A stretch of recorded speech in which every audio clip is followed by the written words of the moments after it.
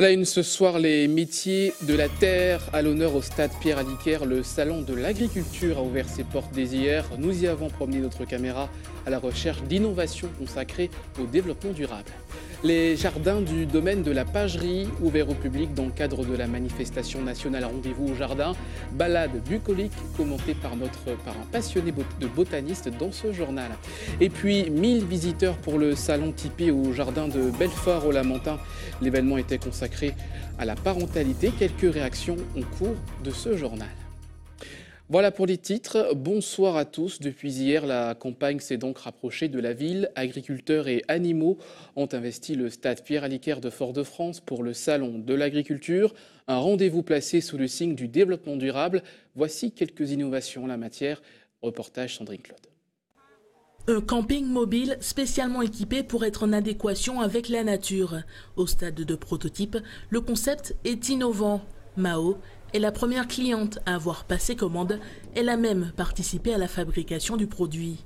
Ça me plaît beaucoup d'utiliser les matériaux de mon environnement pour fabriquer une petite maison. Le bambou, les roseaux. Et pour le prototype, on a voulu faire quelque chose de recyclage aussi. Donc on a utilisé de l'acier qui vient de l'usine de Bellefontaine, c'est les restes de l'usine. Toilettes sèches, matériaux naturels, la caravane est totalement autonome. Elle est particulièrement conçue pour pallier une problématique souvent rencontrée par les agriculteurs. Tous les agriculteurs ont des terrains souvent inconstructibles et les contraintes sont assez raides avec les mairies, etc.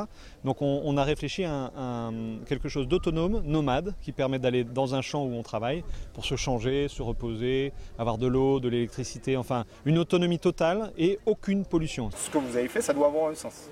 Donc je ne peux pas mettre plus de ça que de ça. Des conseils bénéfiques pour ce couple qui s'est lancé il y a quelques années dans l'aventure de la permaculture. Une méthode qui consiste à recréer un environnement le plus proche possible de la nature en minimisant toute intervention humaine. On voit qu'avec la permaculture, on utilise très peu d'eau. Et j'habite dans une région où il y a beaucoup de soleil, il faut souvent arroser, donc c'est un système qui est très intéressant. Nous n'utilisons pas d'engrais chimiques, on fait le compost nous-mêmes. Nous avons 2 bacs où tous les déchets végétaux sont mis dedans, les pelures. Depuis que nous avons planté le persil, le céleri, on n'achète pas ça au magasin. On a toujours ça chez nous et voilà, et puis c'est bio. Pour les professionnels agricoles, la démarche est avant tout éco-citoyenne. Je travaille avec la nature, je ne prends pas. Sans rien donner, je travaille avec parce que j'ai trouvé la nature d'une certaine façon et je ne suis pas dans une dynamique où je veux changer ce que je rencontre ou que je trouve. Je veux travailler avec ce que j'ai trouvé qui existe avant moi. On parle maintenant peut-être d'agriculture durable alors que ces méthodes existaient déjà. Nos grands-parents étaient dans cette dynamique d'agriculture durable et là, nous sommes en train de revenir aux sources avec une agriculture plus saine, plus propre et de meilleure qualité. Faire mieux avec moins, l'idée même de l'agriculture durable, un moyen de répondre aux besoins des générations actuelles sans compromettre ceux des générations futures. On reste dans un cadre champêtre. L'opération Rendez-vous au jardin, c'est ce week-end partout en France. En Martinique, plusieurs sites ont ouvert leurs portes aux visiteurs. C'est le cas du domaine de la pagerie. Une balade bucolique signée Marie Tricot et Michel François. C'est une plante ornementale qui s'appelle le buis de Chine. Le buis de Chine, c'est la même famille que le citron, que l'orange aussi. Dans cet écrin de verdure, 400 espèces s'offrent aux visiteurs du jour.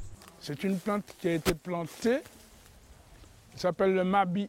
Le bois mabi. C'est une plante qui est protégée, une plante qui est devenue très rare, qui est protégée.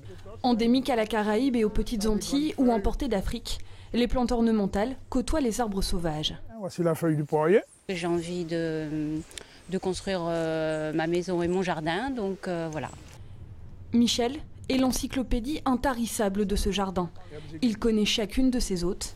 Il les répertorie et photographie pour dresser un inventaire précieux et veiller à la sauvegarde de ces petites protégées. J'ai connu mes grands-parents, ils avaient un jardin où il y avait toutes sortes de mangos, il y avait tas de choses. Ces mangos-là ont disparu parce que Les gens ne sont pas informés, il y a des plantes, on met du béton partout.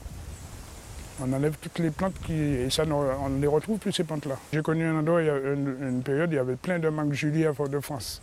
Ça a disparu et une mangue Julie coûte 5 € maintenant. Alors, oui, donc il y a quelque chose qui ne va pas là.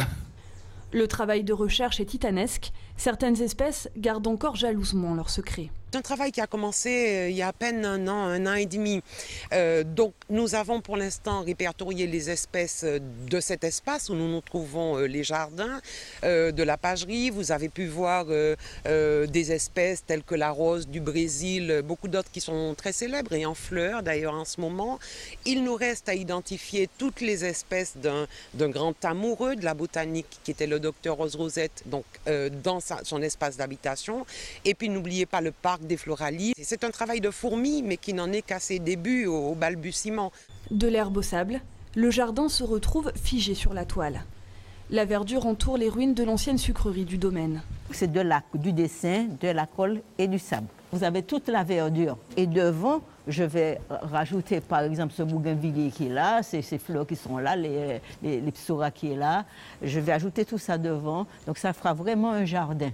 40 ans que Marie-Vonne travaille le sable et ses quelques 200 nuances. Elle peint des scènes typiques du XXe siècle. Aujourd'hui, le jardin lui permet d'exprimer une autre palette de couleurs. Ça, c'est le coupeur de canne en train de charger le mulet. Depuis 3 ans, les rendez-vous au jardin ont attiré près de 20 000 visiteurs. La balade se poursuit jusqu'à demain. Voilà, le rendez-vous est pris. Nous vous en parlions hier avec notre invité, le salon Tipeee. C'était ce samedi au Lamentin. 1 millier de personnes ont donc participé, vous le voyez, les petits comme les grands, ont participé à ce rendez-vous placé sous le signe de la parentalité, avec notamment plusieurs stands, des animations, mais aussi des conférences. Écoutez ces quelques réactions recueillies par Sandrine Claude. Il est toujours intéressant d'apprendre, s'il y a possibilité d'apprendre des méthodes éducatives nouvelles pour mieux accompagner nos enfants. L'éducation que je transmets à mes enfants, je la remets en question tous les jours. Après, pour moi, c'est une éducation principalement basée sur l'écoute. Dans une société actuelle qui est hyper individualiste, tournée sur elle-même, où les gens se referment sur elles-mêmes, on sent que là, il y a une vraie volonté, une vraie dynamique d'échange sur les principes éducatifs fondamentaux qui étaient ceux de nos parents il y a quelques années, qu'on a perdus par évolution. Alors voilà, c'est les mauvais côtés de l'évolution, où on est aspiré par le travail, aspiré par la réussite professionnelle et le tourner vers soi. Aujourd'hui, je pense qu'il y a une vraie prise de conscience collective où effectivement le retour aux valeurs fondamentales de la famille sont un vrai sujet et sont au cœur de l'actualité. Notre enjeu, c'est pouvoir réunir dans un même lieu les parents et les enfants et pouvoir apporter aux enfants des jeux, de l'animation et aux parents des conférences, des réponses à leurs questions justement autour de la parentalité moderne et la parentalité tout court. Force est de constater que c'était un vrai besoin, les gens avaient envie, cherchaient justement ce genre de rencontres parce qu'on a entendu à droite à gauche des discussions où les gens étaient en train de se dire ben, voilà, on a trouvé la manifestation qu'il nous fallait, la rencontre qu'il nous fallait avec nos enfants et dans un même lieu, ça c'est super. Restez avec nous à suivre votre JT des communes du samedi ce soir, direction le François, les coulisses de la radio Sud-Est, installée à Morne-Pavillon depuis 30 ans. Elle ravit les passionnés de compas et puis d'autres passionnés, ceux du ballon rond, supporters, entraîneurs, joueurs, ex-joueurs du club franciscain. Un reportage à suivre dans le JT des communes présenté par Hubert Bornil. Mais d'abord, notre invité ce soir, Joanne Juston, bonsoir. Bonsoir. Et merci d'avoir accepté notre invitation. Vous êtes l'organisatrice du salon Fiesta Event Pro qui va se dérouler d'ici la fin du mois. On va parler notamment d'un concours lancé dans le cadre de ce salon, le Reward de l'innovation. Qu'est-ce que c'est exactement ? Alors, les Rewards de l'innovation, c'est une compétition à destination des entreprises digitales, martiniquaises principalement, enfin exclusivement. Et l'idée, en fait, c'est de mettre en lumière et de valoriser le travail de ces entreprises, mais également de tisser une passerelle entre ces entreprises du digital et les professionnels de l'événementiel et du tourisme d'affaires, qui sont les principaux exposants de notre salon. Tout à fait, tourisme d'affaires, mais aussi de l'événementiel. Alors, ça fait pas mal d'années maintenant qu'on est rentré dans l'ère du digital. Est-ce que la Martinique est en retard à ce niveau, selon vous ? Alors, de ce que je sais, les pratiques, en tout cas, des consommateurs sont très avant-gardistes puisque les Martiniquais sont ultra connectés. Maintenant, aujourd'hui, en face de ces consommateurs, on a effectivement des entreprises qui sont un peu en retard. Donc, en fait, c'est de là que vient cette idée de mettre en lumière et de tisser des passerelles parce que les entreprises, on sait très bien aujourd'hui qu'elles sont très impactées par ces pratiques et par toutes les perspectives qu'offrent les applications et les produits digitaux et numériques. Alors, le salon du tourisme d'affaires et de l'événementiel, donc c'est et de la fête du 27 au 30 juin ici en Martinique. Est-ce que c'est un secteur qui fonctionne correctement chez nous? Alors, qui fonctionne correctement, je ne saurais pas vous dire. Vous avez des chiffres en termes de chiffre d'affaires que représente ce secteur, en termes d'emploi, par exemple? Alors, ce que je peux vous dire concernant le tourisme d'affaires, qui est une petite catégorie du tourisme en général, c'est qu'aujourd'hui, la Martinique, enfin, les chiffres de 2017 annonçaient 32 000 touristes d'affaires reçus, ce qui est une augmentation sur l'année précédente d'environ 4 points. On sait aujourd'hui que oui, c'est un vrai levier de croissance et qu'il y a une volonté politique d'explorer ce segment. Alors, ce que je tiens à préciser, parce que souvent on me pose la question de savoir quel est le lien, le fil conducteur entre ces trois secteurs. Ce qu'il faut savoir, c'est que c'est une nomenclature qui existe, elle, déjà, au niveau international sous l'appellation MICE. Donc le MICE, c'est quoi? C'est les meetings, c'est les incentives, c'est les congrès et c'est les événements. C'est les mêmes acteurs qui se retrouvent parfois, les mêmes locaux alloués pour les événements, etc. C'est exactement ça. En fait, quand on passe la barrière et qu'on se met du côté, pas de l'offre, pas de la demande, pardon, mais de l'offre, on se rend compte que souvent, ce sont les mêmes acteurs qui louent des salles, soit des particuliers, soit des professionnels. Alors, ce salon, je disais, c'est à la fin du mois de juin ici en Martinique. On a parlé à l'instant notamment de l'impact du tourisme d'affaires. Le tourisme d'affaires, quand on y pense, on voit surtout des hommes d'affaires dans des réunions, dans des hôtels. On n'imagine pas que c'est un levier pour d'autres touristes, mais selon vous, oui. Pour notre tourisme. Pas selon moi, mais selon toute la profession et pas seulement au niveau national, ici aussi, à l'international. Tout simplement parce que ce dont on se rend compte, c'est que les pratiques elles-mêmes des individus ont changé et que quand ils se déplacent souvent dans le cadre d'affaires, de séminaires, de congrès, souvent ils prolongent leur séjour et donc sont donc à la recherche d'autres sources de divertissement. Ça, c'est une première chose. Et ensuite, ce qu'on voit également, c'est que l'offre qui jusque-là était prise en considération par les professionnels exclusivement du tourisme d'affaires a besoin d'être étoffée justement par cette offre aussi des agences et du tissu économique. Il faut savoir que c'est énormément d'acteurs. L'événementiel, le tourisme d'affaires, quand on en parle, on voit essentiellement des spectacles ou des hôtels. Mais il faut savoir qu'il y a aussi des artisans, qu'il y a des commerçants, qu'il y a des petites mains, il y a toute une série de professions. Et c'est ces professions-là que nous avons voulu mettre en avant. Alors la particularité du salon, si vous voulez, c'est que ce salon se déroule sur plusieurs sites, puisque nous proposons des visites guidées, des conférences et un village d'exposants. Mais c'est aussi une manifestation qui s'adresse à deux publics. Le public des professionnels qui a attendu et qui organise des manifestations toute l'année, mais aussi les particuliers, puisqu'on sait que les Martiniquais sont de grands organisateurs d'événements. Et c'est pour ça qu'ils sont attendus le 30 juin au Villa Laguerre pour découvrir l'offre du territoire. Voilà pour le salon du tourisme d'affaires et de l'événementiel en Martinique du 27 au 30 juin. Merci beaucoup d'avoir accepté notre invitation. Et comme tous les samedis, on peut le dire, on fait un petit peu de tourisme et même plus avec le JT des communes présenté par Hubert Bornil. C'est tout de suite.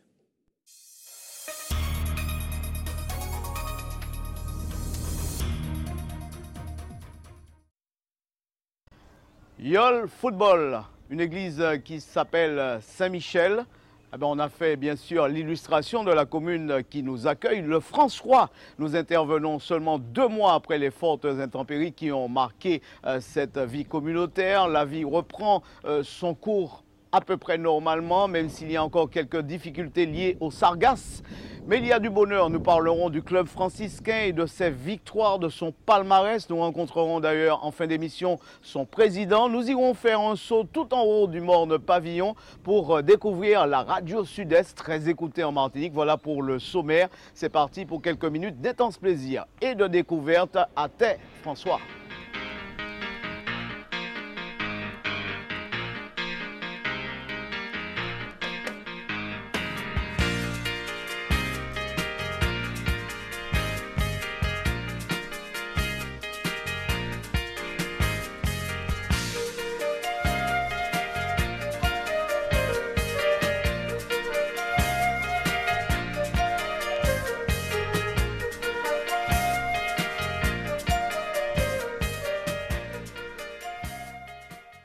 Nous quittons le bourg idée de balade en direction de l'île Thierry, l'île Oscar et de ce lieu mythique que des milliers de touristes visitent chaque année, la baignoire de Joséphine. On en profite pour saluer le roi Mongin, mais nous partons en direction des hauteurs. Allez, morne pavillon, une radio, elle s'appelle Radio Sud-Est, un célèbre animateur, Ricardo, qui se fait surnommer le roi du compas. Voyons le reportage de Louis Sabas.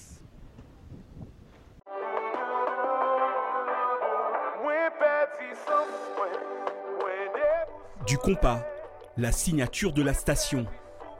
Bienvenue à Radio Sud-Est.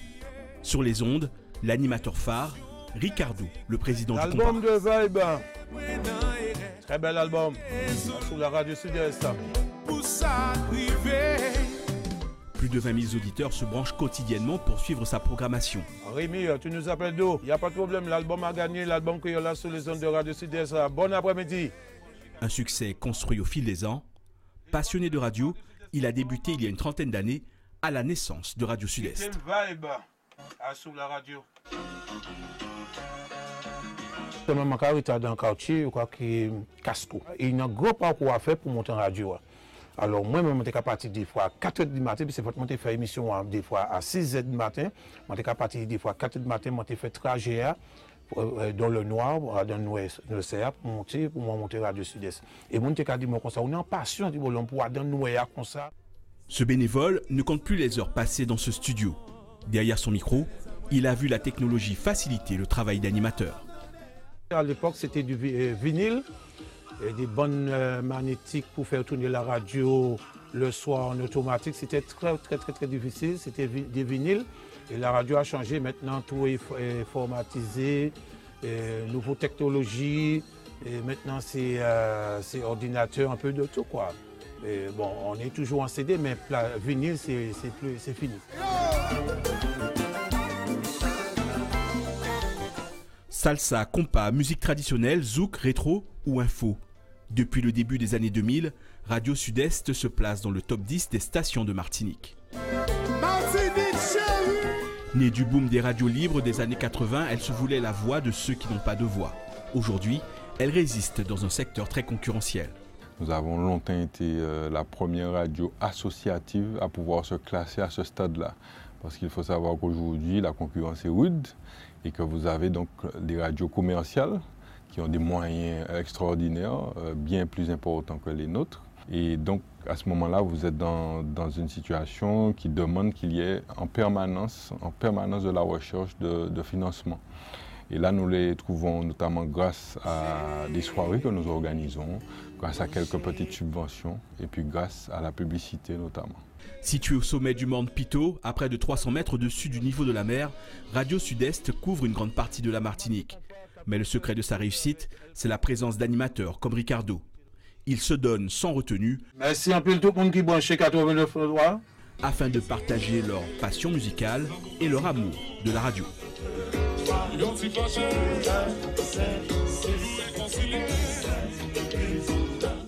Ils ont tout raflé cette saison. Les joueurs du club franciscain font la fierté de leurs supporters au-delà même de la ville du François. Jeudi soir, ils étaient en entraînement en vue de leur dernier match de la saison. Les vainqueurs du trophée de la Caraïbe ont déjà à l'esprit la CONCACAF bientôt. Voyons le reportage de Louis Sabas.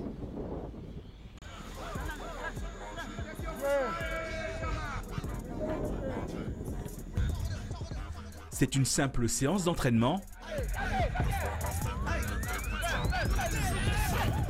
mais suivie avec la plus grande attention par Josias. Avec ses amis, il compte parmi les plus grands supporters du club franciscain. Depuis des années que j'ai toujours supporté le club franciscain, depuis très jeune quoi. Et j'ai connu plein de générations, donc c'est ça qui m'a poussé à supporter ce club et à venir les regarder pratiquement tous les soirs, s'entraîner quoi. Et il n'a pas de quoi rougir de cette équipe, l'une des meilleures de Lille, avec le plus beau des palmarès qu'elle ne cesse d'étoffer. Cette saison, le club franciscain a presque tout raflé, vainqueur du trophée, de la Coupe de Martinique, champion amateur des Caraïbes et champion de Martinique. Pourtant, la formation était partie du mauvais pied. On était à mi-parcours, on était 5e. Je pense que personne n'aurait cru en nous, à part nous, lorsqu'on a eu notre dernière défaite en 2017. Et je crois que c'est la dernière de la saison aussi. Au Prêcheur, je n'ai jamais oublié ça, on s'est rassemblés au milieu de terrain et on a dit qu'en 2018 qu'on ne perdait pas un match. Et je ne sais même pas si nous on y croyait à ce qu'on disait, mais on a travaillé pour ça et puis il y a le facteur chance aussi. Et cette année, l'année 2018 nous a bien réussi. On a travaillé, je pense qu'on mérite ce qui nous arrive. Après 4 trophées sur 6 possibles, je pense que c'est quelque chose d'extraordinaire. Je pense qu'on aurait pu faire mieux. Nous sommes arrivés en finale de Coupe de France. On perd face au Coupe coloniale, un match où on a dominé de la tête aux pieds, on perd sur un coup de pied arrêté.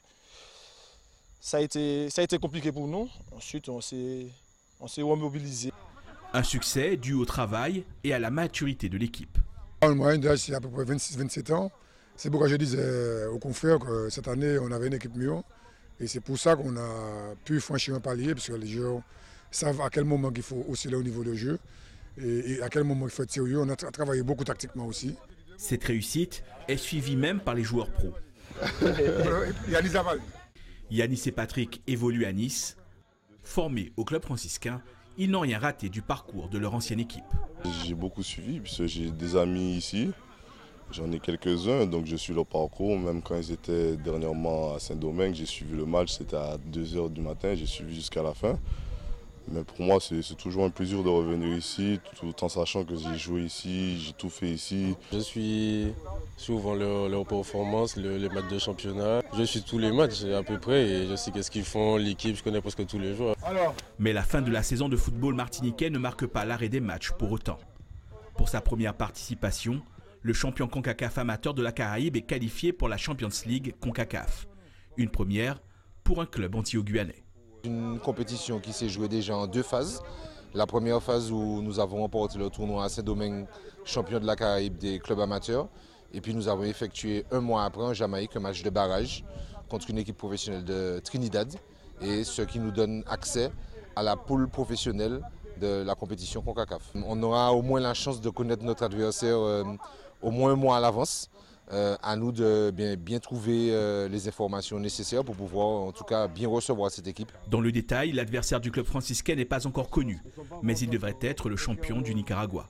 Le match aller devrait se dérouler le 31 juillet en Martinique et le 7 août au Panama. Nous sommes dans le Vert justement pour parler du club franciscain avec son président d'un club qui a quoi, grosso modo 80 ans. Vous appelez monsieur Éric Litorier et vous en êtes le président. Oui, je suis le président du club franciscain en ce moment. Litorier Éric. Il y a le vice-président. Le vice-président, monsieur Jules Lucien qui est à côté de nous, certes. Comme je dis, sans eux, je ne peux pas travailler seul. Il faut de ces personnes-là, certes, et que je suis fier de travailler avec eux. Quoi. Très bien, alors on est sur la pelouse du club franciscain section football parce qu'il faut souligner qu'il y a une section athlétisme, une section tennis de table, voilà, tennis de table et puis le football. Et vraiment un club qui gagne, voilà le ballon d'ailleurs qui sort vainqueur du trophée de la Caraïbe. De la Caraïbe, voilà, ouais. Qui a été signé par toutes les joueurs qui ont participé. C'est ça. Ouais. Alors on est étonné lorsqu'on arrive, excusez-moi président, on est obligé d'aborder question là, lorsqu'on voit l'état du stade, je ne dirais pas de vétusté, mais en tout cas on sent que ça manque quelque chose. On se dit, on a l'impression que vous êtes un peu abandonné. c'est uniquement ce que vous avez dit. Hein. Pour moi, je dis que lorsque vous entendez parler du club franciscain, tout le monde va penser que bon, c'est un club qui a, si vous voulez, c'est un club au point de vue, si vous voulez, footballistiquement. Mais ouais, on pense que vous avez pignon sur rue, carrément. Exactement, mais lorsque vous venez sur le stade, vous êtes surpris de voir l'état de notre stade. Moi, je pense que la commune va essayer de faire quelque chose, parce que ce n'est pas d'aujourd'hui quand même qu'on nous dit qu'on va faire, ils vont faire. Et finalement, au bout de tout ça, le stade, si vous voulez, le structure est toujours pareil. Bon, en espérant que bientôt ils vont essayer de faire quelque chose pour nous. C'est tout ce que j'espère pour le football franciscain en tout cas. C'est cela. Un club qui a atteint ses 80 ans déjà, qui marche sur sa 81e année, c'est pas rien. Oui, qui a déjà 81 ans. Et que c'est un club quand même qui est connu dans le football, si vous voulez, de la Caraïbe, hein. Je dirais même de l'Europe, parce que partout où nous passons, lorsque vous parlez du club franciscain, oui, le club franciscain, ça veut dire que c'est un club quand même qui a une réputation footballistique. C'est un ambassadeur de la Martinique en plus. Exactement, voilà, et quand même, je pense que ça permet au football martiniquais d'évoluer, parce que les autres qui vont voir, si vous voulez, les statistiques du club franciscain, ils ont envie d'aller faire pareil. Et c'est tout ce que je souhaite pour le football martiniquais. C'est vrai que c'est un club qui détient un gros palmarès. D'ailleurs, je viens de l'apprendre, la section tennis de table, me semble-t-il, vient de remporter un trophée. Là. Oui, c'est-à-dire c'est pas le premier, parce qu'on ne pourra même pas compter le nombre de trophées que le tennis de table a remporté. Il vient de remporter le tournoi anti-Guyane brillamment en plus. Hein. C'est dommage que nous n'avons pas un parmi les joueurs, parce que nous-mêmes, nous n'étions pas pris, parce qu'on était hors du département. Mais en tout cas, ils ont remporté leur titre brillamment. Ce n'est pas la première fois. Parce que le tennis table si vous voulez, du club franciscain, c'est même pas, si vous voulez, un organisme à présenter, puisque tout le monde le connaît. C'est comme le football. Comme le club franciscain dans le football. Voilà. C'est ça. Alors aujourd'hui, quels sont vos... Alors on sait que la section football, elle se prépare activement en vue de la CONCACAF. Aujourd'hui, qu'est-ce qui fait gagner ce club-là? Il y a un esprit, il y a un bagaille quand même, club franciscain. Enfin, moi, je suis Joséphin, président, donc tu comprends un peu ma question. Voilà. Non, je te comprends parfaitement. Mais si vous voulez, c'est l'envie. Et puis, nous avons quand même des bons joueurs, d'accord, qui font que l'équipe du club franciscain, même en lui-même, le nom, il y a un respect pour le football. Vous savez, lorsque le championnat commence, la première chose que tous les clubs regardent, si vous voulez, le calendrier, c'est quel jour que nous jouons le club franciscain. Ça ne peut que nous faire plaisir au François. Vous êtes un marqueur, carrément. Exactement. Ouais. Et là, pour moi, je me dis que si il faut essayer de nous battre, maintenant il faut être un peu plus fort que nous. Plus fort que nous, ça veut dire que le football martiniquais progresse. Et pour moi, c'est tout le mal que je souhaite au football martiniquais. Justement, on a un peu de mal à comprendre que le club franciscain, un club amateur, va dans la Caraïbe, il remporte le trophée de la Caraïbe avec des équipes que l'on présente comme étant des équipes semi-professionnelles, carrément. Et quand on voit comment on se demande, on se dit que ce club aurait dû avoir un meilleur traitement.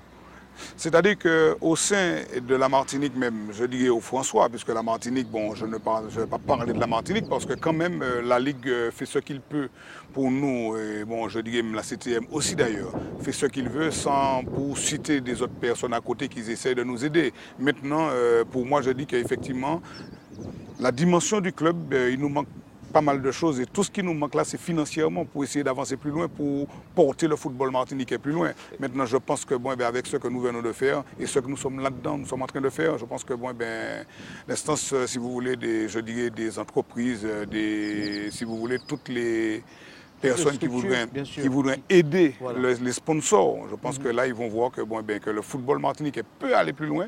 Mais c'est financièrement que nous ne pouvons pas. Maintenant, je pense qu'il y en aura qui vont essayer de faire leur possible pour nous pousser vers l'avant, pour que le football encore de la Martinique soit plus réputé dans l'Europe. Est-ce que vous avez un agenda pour les mois, les semaines à venir là? Un agenda pour le moment, c'est-à-dire que nous commençons à jouer le 31 pour le premier match de la CONCACAF, qui va se jouer en Martinique le 31 juillet. Et le match retour, nous n'avons pas encore vraiment la date, mais ça va se jouer aussi, je crois, dans le mois de juillet ou bien août. Pour le moment, c'est tout ce que je peux vous dire là-dessus. On n'oublie pas de saluer tous les jeunes qui œuvrent au sein de ce club, qui participent activement. Et puis aussi, je crois que vous avez beaucoup d'encadrants. Je crois que toutes ces personnes méritent d'être citées pour le travail qu'ils font pour la jeunesse martiniquaise. Absolument. Bon, si c'est pour parler du club franciscain, ça c'est sûr. Comme je vous dis, il y a notre comité directeur qui fait un travail. Bon, ben, c'est vrai que, comme je vous dis, il y a le président, vice-président, premier vice-président Jules Lucien qui est avec moi.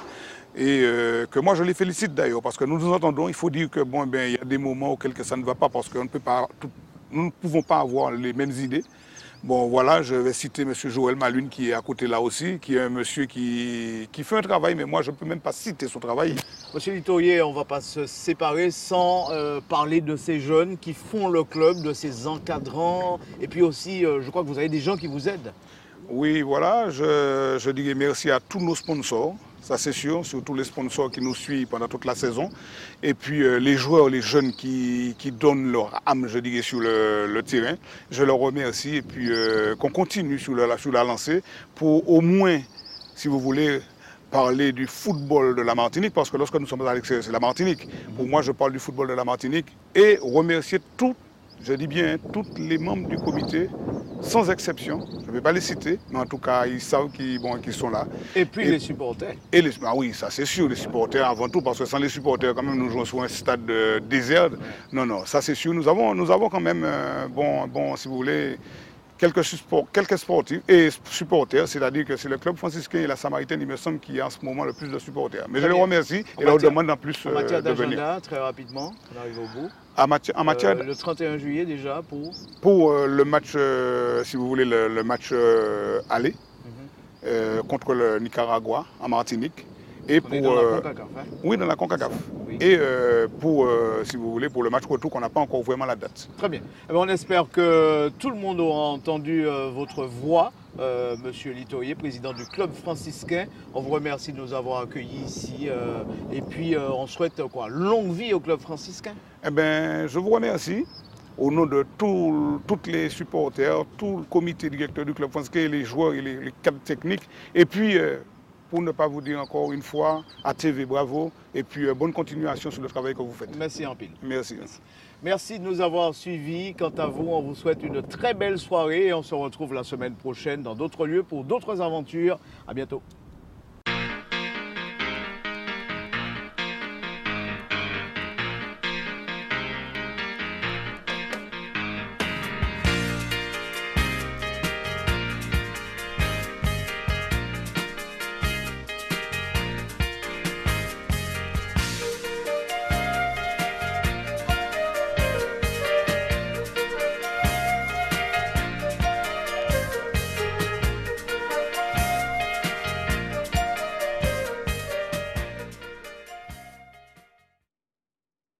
Merci Hubert Bornil et à toute l'équipe du JT des communes du samedi. Rendez-vous la semaine prochaine. C'est l'heure de retrouver votre page sport.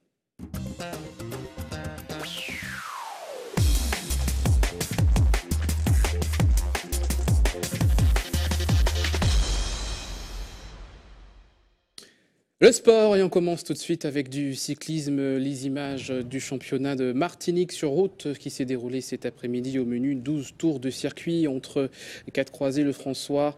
Au terme de 118 km, l'arrivée au sommet de Morne-l'Enfer voit un triplé de l'UCS. Michael Stanislas s'impose donc en solitaire. Israël Denara et Émile Demazy complètent le podium. Voyez les réactions recueillies par Karel Chassol et Loïc Régis. J'ai tout tenté depuis le début. J'ai dit qu'aujourd'hui, c'est soit ça va, soit ça casse avec mes coéquipiers. Mais on a eu beaucoup de tentatives. On s'est retrouvé un moment à 4 devant. Après, on s'est retrouvé à 3 avec Hervé. Donc, c'était un petit peu plus facile pour nous. Vers la fin, vous savez, la course fait qu'on a notre stratégie. Donc, on a attaqué à tour de rôle et on l'a épuisé. Et voilà, on fait 1, 2, 3 aujourd'hui. C'est une belle consécration pour l'UCS Martinique Cycle. Pas mal de fois, je me suis seul avec Stanislas ou avec Ismaël Denara. Ils n'ont pas voulu le combat, le rapport de force d'homme à homme, mais c'est vrai que la loi du surnombre a fait la différence. J'ai essayé de contrer toutes leurs attaques. Il y a eu plus de 20-30 attaques dans le final. Mais une fois que j'ai laissé un partir, je savais très bien que la brèche était faite et après le canot allait prendre l'eau. J'ai essayé de colmater comme je pouvais. Puis bon, malheureusement, c'est la médaille au chocolat qui me tend les bras. Voilà pour le cyclisme, on passe au football avec cette dernière journée du championnat de Régional 1. La Samaritaine recevait hier l'Aiglon au Morne des Esses. Les deux équipes respectivement en 5e et 4e pouvaient alors assurer leur place pour la saison prochaine, notamment pour la Coupe mutuelle Margaillard. Et ce sont les Samaritains qui décrochent ce dernier billet au prix d'une victoire sur le score d'1-0. Le résumé du match signé Loïc Régis. Début de match timoré de la part des Samaritains malgré le soutien de leur public. Les hommes de Germanie ont du mal à développer leur jeu. En face, les joueurs de l'Aiglon sont plus en vue. À la 15e minute, après une récupération haute, la belle frappe de Tresfield est détournée par Chevignac. Il faut attendre la 30e minute pour voir la première occasion franche des locaux. Sur ce corner de Vitulin, la bonne tête d'Emmanuel est stoppée par Xavier. Picrode est coupable d'une faute de main à l'entrée de la surface. Monsieur Martial désigne le point de pénalty. Brunel s'élance, c'est arrêté par Chevignac qui sort la double parade. L'Aiglon n'a pas su concrétiser ses temps forts durant cette première période. À la pause, le score est de 0-0. De retour sur le terrain, les Samaritains se montrent plus tranchants. Sur ce coup franc de Vitulin, l'arbitre sanctionne une main lamantinoise. Andy César se présente devant le ballon et transforme. 1-0 pour la Samaritaine. La réaction de l'Aiglon dans la foulée, mais Tresfield, très en jambes, manque le cadre. Les occasions s'enchaînent pour les jaunes qui ne réalisent pas le break, à l'image de ce loupé de Gersin. Le score ne bougera plus, la Samaritaine assure l'essentiel, une place pour la Coupe mutuelle Margaillard l'an prochain. C'est ça que je disais au garçon, c'est qu'ils ont quand même fait une bonne saison dans l'engagement, dans l'implication pendant toute la saison, sous les séances d'entraînement et qu'ils avaient la chance de terminer en beauté ce soir. On s'attendait à un match compliqué, les Aiglons qui étaient favoris puisqu'ils étaient devant nous. Mais bon, ils ont su répondre présent dans l'agressivité, dans l'engagement et puis il fallait faire un but, on a réussi à le faire. Parce que je crois que notre saison s'est passée à faire des cadeaux. Encore un match où on aurait pu mener, on n'arrive pas à faire le pénalty, ils ont un pénalty, ils marquent le pénalty. C'est ça la différence.